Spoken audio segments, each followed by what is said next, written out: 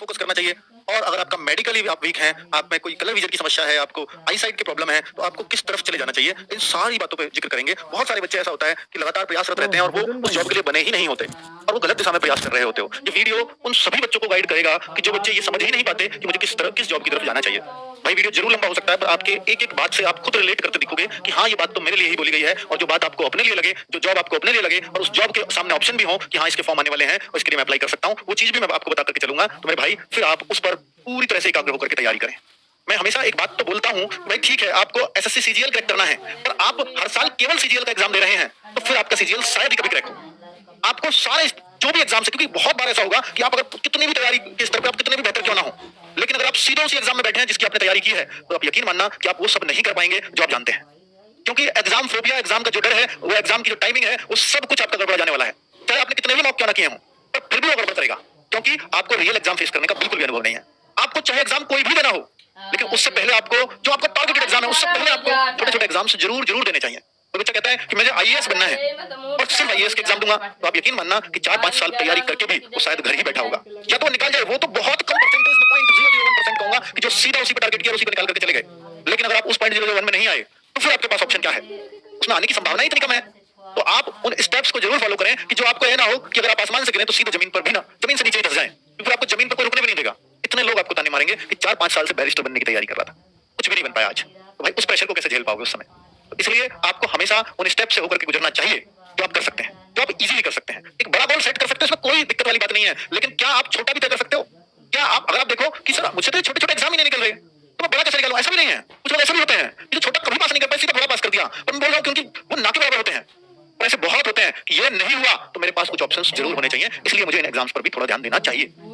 ठीक है, तो मैं उन सब बच्चों को इस वीडियो के माध्यम से गाइड करना चाहता हूं कि बहुत सारे बच्चों की लगातार मिसगाइड होने की शिकायत आती रहती है, और क्योंकि घर परिवार में ऐसा कोई गाइड करने वाला है भी नहीं, तो उसके पेरेंट्स हैं, उनको नहीं पता कि मेरे बच्चे को किस चीज की तैयारी करनी चाहिए। बच्चे ने बोला मैं इसकी करूंगा, तो भाई कर ले, मैं तो बस संसाधन प्रोवाइड कर सकता हूं, यही मां बाप का कहना होगा। आपके लिए आपका सहयोग कर सकते हैं, आपसे कोई काम नहीं लेंगे, आपको कोई नौकरी के लिए नहीं भेजेंगे, कमाने के लिए नहीं भेजेंगे, आप सीधे तैयारी करो बैठ करके, हम आपके लिए ज्यादा मेहनत करेंगे और ज्यादा मेहनत ताकि आपकी पढ़ाई का खर्च उठा सके। आप करिए, इतना मां बाप कर सकते हैं, लेकिन जहां गाइडेंस की बात आएगी शायद वो ना दे पाए। तो उन सब बच्चों को गाइड करने का काम ये वीडियो करने वाली है बच्चों।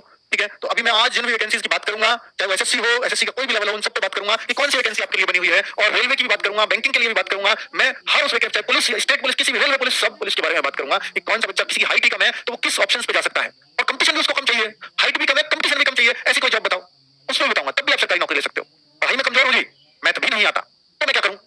पढ़ाई में कमजोर हूं, मैथ बिल्कुल नहीं आता, हाइट नहीं है, मेडिकल भी पूरा फिट नहीं हूं, तो मैं जा सकता हूं किस तरफ? क्या, हाँ एसएससी स्टेनो सीखिए, 1 साल स्टेनो लगाकर आप जा सकते हो। केवल एसएससी की स्टेनो जहां भी आएगी, बहुत बार ऐसे देखिए आजकल तो ये जो सीएपीएफ स्टेनो आती है, वहां भी रेगुलर वैकेंसीज आ रही है। एएसआई की पोस्ट वहां यूं ही ले जाओगे आप, बच्चे पूरे नहीं मिलते उनको अगर आप स्टेनो सीखते हैं तो, लेकिन एक एग्जाम तो क्रैक करना पड़ेगा आपको वहां भी। तो सारी बातें मैं आपको करने वाला हूं मेरे भाई। जैसे अगर मैं देखूं, जैसे यदि आपकी हाइट कम है, आप मेडिकल और फिजिकल में भी कमजोर है कि सर मैं फिजिकल में पास नहीं होता, इवन बहुत सारी लड़कियों के साथ ये दिक्कत है। मेडिकल में से मेरे को कलर विजन है, देखिए अगर आपको लो विजन है, लो विजन बोलते हैं कि आपकी आईसाइट वीक है, तो अगर आपकी आईसाइट वीक है तो फिर आप चश्मा, बहुत जैसे एसएससी जैसी जॉब में कोई दिक्कत नहीं है, चश्मा खूब दौड़ता है। लेकिन अगर बात करूं कि सर जैसे दिल्ली पुलिस, यूपी पुलिस, इनमें चश्मा नहीं चलता, तो फिर क्या करें हम? तो फिर वहां भी एक लेसिक होता है, वो सब चलता है, बहुत सारे बच्चे लेसिक करा के पास होते हैं। तो लेकिन जैसे सीजीएल हुआ, सीएचएसएल हुआ, एमटीएस हुआ, कोई दिक्कत ही नहीं है, चाहे आपको टेलीविजन हो, चाहे आपको आईसाइट में प्रॉब्लम हो, तो कोई सी पोस्ट में दिक्कत नहीं है, इन तीनों को ले सकते हो आप। अब देखिए अगर आपका मेडिकल कमजोर है, फिजिकल भी कमजोर है, तो फिर एक स्किल तो आपको बेहतर करना पड़ेगा ना। भगवान ने ये चीज दी आपको, ये आपको भगवान ने उतनी स्ट्रेंथ नहीं दी, इसमें कोई कमी है, ये भी ईश्वर पे आप छोड़ते हैं, तो ईश्वर ने एक गुण जरूर दिया होगा कि आप अगर अपने टैलेंट को निखारें तो वो जरूर आपके पास, वो जरूर कमाल करके दिखाएगा। तो वो उन बच्चों के लिए, यानी उन बच्चों के लिए फिर ये गोल्डन अपॉर्चुनिटी होती है। इन तीनों में से अपनी अपनी क्षमता के अनुसार आप तैयारी कर सकते हैं। अब 10th पास है तो सिर्फ एमटीएस देख सकते हैं, अब 12th पास है तो सीएचएसएल का एग्जाम, बहुत अच्छी अच्छी नौकरी इसके अंदर है। सीजीएल का एग्जाम, सीजीएल के तो अभी 9 जून से फॉर्म आए हैं, सबसे शानदार नौकरी है अगर आप ग्रेजुएट हैं तो। ठीक है, लेकिन इसके लिए भी आपको बहुत कंपटीशन फेस करना पड़ेगा। मैंने बोला ना, अगर ये चीजें कमजोर हैं तो फिर आपको कंपटीशन वाली ही जॉब चाहिए होंगी। ठीक है, अब मैं कोई बच्चा कहता है मैं यूपी से हूं, मैं झारखंड से हूं, मैं बिहार से हूं, मैं राजस्थान से, मैं हरियाणा से हूं, इन राज्यों की सबसे बड़ी समस्या है कि इनको इंग्लिश में बड़ी दिक्कत आती है। हालांकि इंग्लिश इतना, अगर आपने जितना मैथ्स को समय देकर के मैथ्स को स्ट्रॉन्ग किया है और उतना समय आपने इंग्लिश को दिया होता, मैं गारंटी से कहता हूं कि मैथ्स से 80% मेहनत में आपकी इंग्लिश बन जाती है, उससे भी ज्यादा स्ट्रॉन्ग। पर चूंकि हमें शुरुआत में उसको पढ़ने में इंटरेस्ट नहीं आता, हम इसलिए उसको कभी पढ़ नहीं पाते। अगर आपको कभी इंग्लिश सीखना हो तो पहले वोकैबुलरी से शुरुआत ना करके, सीधा न्यूज़पेपर पढ़ने से शुरुआत ना करके, हमेशा ग्रामर से शुरुआत करो, आप सीख जाओगे। ठीक है, लेकिन कोई डायरेक्शन आपको ऐसे देगा न्यूज़पेपर पढ़ो, इंग्लिश करनी है तो न्यूज़पेपर कैसे कोई पढ़ सकता है अगर किसी को इंग्लिश की शुरुआत करनी है तो? बिल्कुल नहीं, वो तो कहेगा कि भाई ये तो बहुत मुश्किल काम है, मैं तो नहीं कर पाऊंगा। 10 दिन हार पीट के वो करेगा भी, हालांकि उसको भी 2 महीने लगातार अपनी प्रैक्टिस में लाया तो धीरे-धीरे उसको भी समझ में आने लगेगा। पर ऐसा कौन कर पाएगा जिसमें बिल्कुल इंटरेस्ट नहीं आया और 2 महीने लगातार पढ़ ले? कोई पागल ही ऐसा होता है, कोई जुनूनी ऐसा होता है और वो कर जाता है। पर अगर ज्यादा बच्चे ऐसे होते हैं कि जो 2 महीने लगातार उस सब्जेक्ट को पढ़ ही नहीं सकते, जिसमें उसको बिल्कुल इंटरेस्ट नहीं आ रहा, तो उनको ग्रामर से शुरुआत करनी चाहिए हमेशा। इंग्लिश भी आ जाती है, इंग्लिश कोई बहुत बड़ी चीज नहीं है, मैथ से आसान होती है हमेशा। अब बात कर लेता हूं कि सर इंग्लिश है तो इंग्लिश भी वीक है, फिर क्या ले सकते हैं? ये भी वीक है,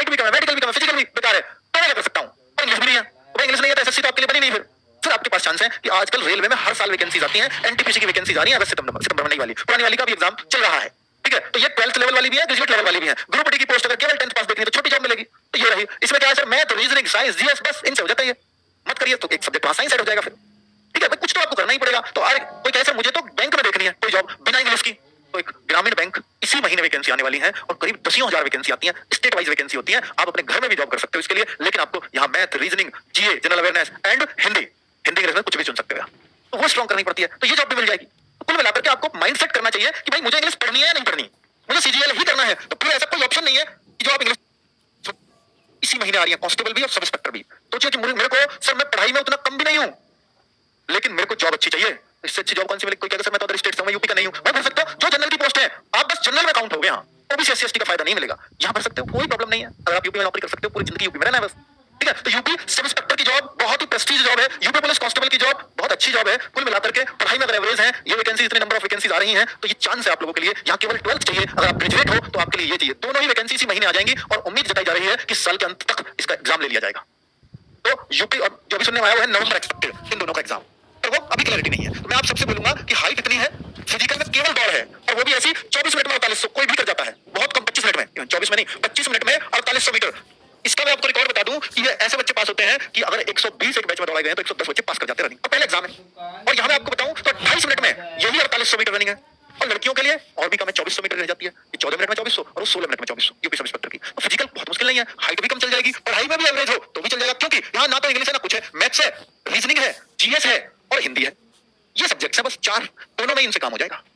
ठीक है, चलिए, तो कुल मिलाकर के आप ऐसे जॉब ऑप्शन चुन सकते हो। अब बात कर लेते हैं सर, हाइट 170 सेंटीमीटर है पूरी, ये इससे ज्यादा है, फिजिकल भी अच्छा है, जॉब भी अच्छी चाहिए, पढ़ाई पर थोड़ी सी एवरेज से ज्यादा होनी चाहिए क्योंकि कंपटीशन इस जॉब में ज्यादा होता है। हाइट ठीक है, फिजिकल भी ठीक है, फिजिकल चाहिए अच्छा, 6 मिनट में 1600 अच्छे फिजिकल वाले मारते हैं, 14 फीट लॉन्ग जंप होती है, 4.5 फीट हाई जंप कूदना होता है लड़कों को, और ड्राइविंग लाइसेंस अगर आपने बनवा रखा है तो दिल्ली पुलिस कांस्टेबल से अच्छी जॉब नहीं है आज के टाइम में। और भाई अगर आप कोई भी सिपाही की जॉब अगर करते हो तो सबसे ज्यादा सैलरी और सबसे ज्यादा प्रेस्टीज की जॉब, सबसे ज्यादा आराम की जॉब, सबसे कम पेंशन की जॉब दिल्ली पुलिस कांस्टेबल पूरे भारत में। और अगस्त से सितंबर के बीच में इसके फॉर्म आ रहे हैं और नवंबर दिसंबर में इसका एग्जाम होने जा रहा है। सबसे पहले एग्जाम है, फिर फिजिकल है, नवंबर दिसंबर में एग्जाम है। तो दिल्ली पुलिस आपका वेट कर रही है। फिर आपको सर इसमें क्या चाहता है? मैथ है, रीजनिंग है, कंप्यूटर है और जीएस है। इंग्लिश का कोई दूर दूर तक नामो निशान नहीं है। ठीक है, तो इंग्लिश से बिल्कुल मत डरो।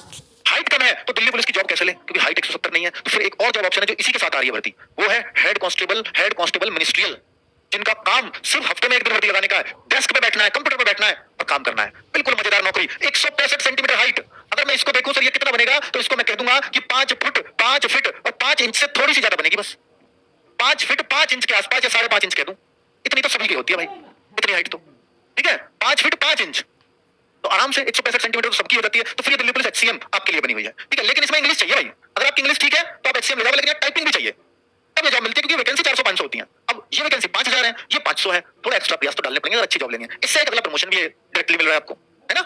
अब बात करते हैं कि सर हाइट फिजिकल अच्छे हैं, हाइट भी अच्छी है, सॉरी हाइट तो अच्छी, हाइट भी अच्छी है, 170 अच्छी मानी जाती है, इससे ज्यादा कहीं भी नहीं लेते हरियाणा पुलिस के अलावा। 170 सेंटीमीटर हाइट अच्छी है, फिजिकल भी अच्छा है, अच्छी जॉब भी चाहिए, फिजिकल अच्छा है, हाइट भी अच्छी है, अच्छी जॉब चाहिए, पर और थोड़े कम कंपटीशन की हो, सीजीएल सीएचएसएल वाला कंपटीशन नहीं चाहिए। तो फिर एसएससी सीपीओ एक बेटर जॉब अपॉर्चुनिटी होती है, क्योंकि इसमें 6 से 7 लाख फॉर्म होते हैं, और वहीं मैं दिल्ली पुलिस कांस्टेबल की बात करूं तो 30 लाख फॉर्म होते हैं। तो 6-7 लाख फॉर्म है और 3-4 हजार वैकेंसीज भी आती हैं, 3-4 हजार वैकेंसीज भी होती है सारी ओवरऑल मिलाकर। दिल्ली पुलिस सब इंस्पेक्टर भी इसमें होती है, बहुत अच्छे मार्क्स लाए तो दिल्ली पुलिस सब इंस्पेक्टर में मिलेगी, वरना CRSF sub inspector, CRPF sub inspector, BSF sub inspector तो अच्छी जॉब भी है क्योंकि सब इंस्पेक्टर है, आरपीएफ सब इंस्पेक्टर, रेलवे में सब इंस्पेक्टर, इसका कंपटीशन थोड़ा सा ज्यादा होता है। लेकिन यहाँ फर्क ये है कि इसमें इंग्लिश चाहिए अच्छी, इंग्लिश अच्छी लगेगी भाई, क्योंकि 400 नंबर के 2 पेपर होते हैं, 200 का एक और 200 का एक। तो जो दूसरा 200 का है वो तो सिर्फ और सिर्फ इंग्लिश है, और उसमें बहुत अच्छे बच्चे 180 नंबर करते भी हैं, 200 भी करते हैं उसमें। तो 400 में से 340 पे मेरिट बनती है, तब आता है नंबर। ये कंपटीशन कम है क्या? हाँ, पेपर आसान है, नॉर्मलाइजेशन भी है। तो 200 पहले नंबर, 200 दूसरे, तो टोटल 250 की इंग्लिश है। 200 पहले 200 में 50 की इंग्लिश है, दूसरे 200 पूरे इंग्लिश के आएंगे। तो 400 में से 250 की इंग्लिश है इसको निकालने के लिए। और जो आरपीएफ एसआई है, सब इंस्पेक्टर है, इसमें इंग्लिश का कोई रोल नहीं है, मैथ, रीजनिंग, जीके सिर्फ, और पेपर ओनली 1 और फिर फिजिक्स।